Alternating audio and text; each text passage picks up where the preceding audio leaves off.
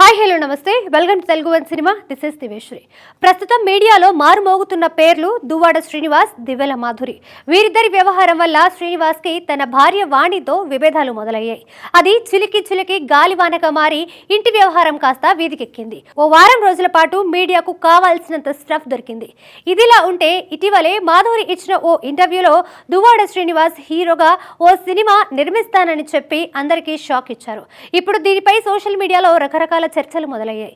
శ్రీనివాస్ తో సినిమా చేయాలని మాధురి స్ట్రాంగ్ గా ఫిక్స్ అయిన నేపథ్యంలో ఆ సినిమా ఎలా ఉండబోతోంది, దర్శకుడు ఎవరు అనేది ఆసక్తికరంగా మారింది. అసలు సినిమా తీయాలని మాధురి ఎందుకు అనుకుంటోంది అనే దానిపై కూడా ఆమె వివరణ ఇచ్చారు. శ్రీనివాస్ కి హీరో అవ్వాలనే కల ఉండేదట. ఆ కోరిక తీరలేదని చాలాసార్లు తన దగ్గర బాధపడ్డాడని చెప్పారు మాధవి. ఇప్పుడు అతని కోరికను తీర్చే బాధ్యతను ఒక స్నేహితురాలుగా ఆమె తీసుకుంది. శ్రీనివాస్ ను హీరోగా ఎలివేట్ చేసే మంచి కథతో ఎవరైనా వస్తే తానే సొంతంగా సినిమా తీయడానికి రెడీ అని ఇటీవలే ప్రకటించారు. ఈ ప్రాజెక్ట్ ని శరవేగంగా తెరకెక్కించే ప్రయత్నం చేస్తున్నారని సమాచారం. దీనికి సంబంధించిన కథ చర్చలు కూడా జరుగుతున్నాయనే టాక్ వినిపిస్తోంది.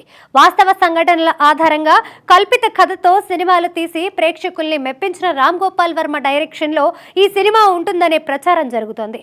ఈ సినిమా కోసం ఒక కథను ఓకే చేసుకున్నట్లు సమాచారం.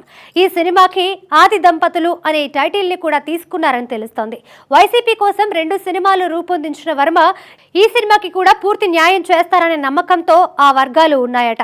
మరి సోషల్ మీడియాలో వినిపిస్తున్న ఈ వార్తల్లో ఎంతవరకు నిజం ఉంది అనేది తెలియాలంటే కొంతకాలం వెయిట్ చేయక తప్పదు.